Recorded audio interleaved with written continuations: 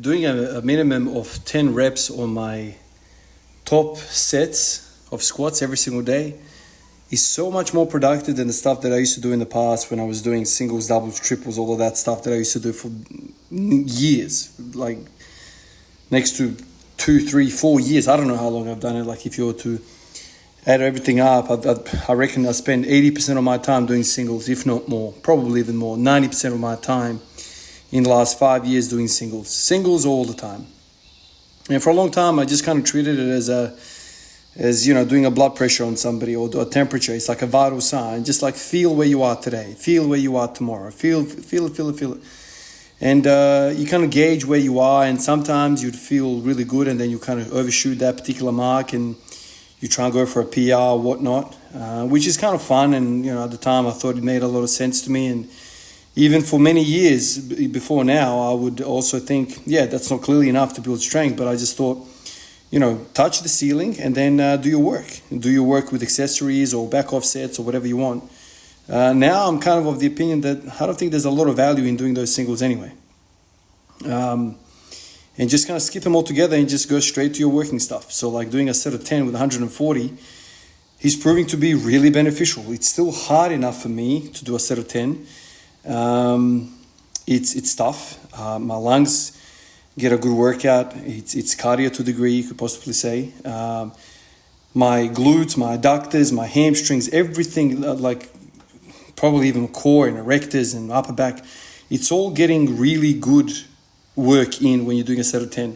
Doing a set of 1 is okay, but it's not enough metabolic distress for any of those groups. It's pretty good for the CNS, but it's not really what you want to be putting all of your energy towards. And so a set of 10 with 140 for me is excellent. It's not heavy, to like really wreck me. It's not light that I can just muscle the weight up and get out of my groove and just use whatever technique I want to. I definitely have to properly squat 3 plates. I have to, go up and down in a nice manner. So it's plenty heavy, and it's also kind of training in that right groove. It's making my body go through the same path that I would be doing a 215 kilo squat. So the benefits are just endless when it comes to doing a set of 10 versus a set of 1, especially on a daily thing like that. Like that I'm doing right now. I frankly think I should have been doing this a long time ago, but you can say, this about anything in life. Sometimes, you get to a certain point of life and you're like, man, if I did this when I was 18 years old. Well, at 18 years old, you had different ideas. I was talking to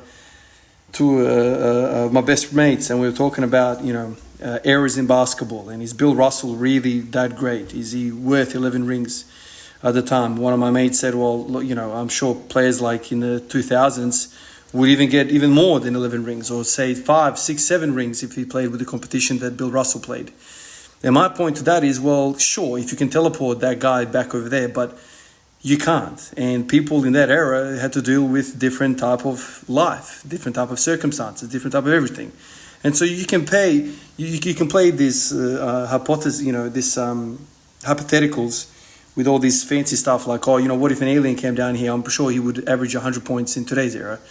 You can't really get into those hypotheticals because they don't really make sense, because you can't take a fish out of water and say, he's a pretty slow runner, so he's not a really good runner. Well, that's not his environment.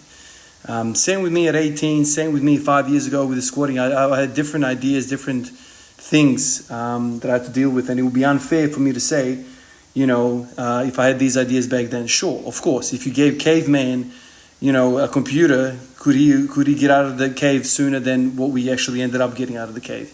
It's just silly talk, and I don't like it when we crap on previous generations, previous versions of us.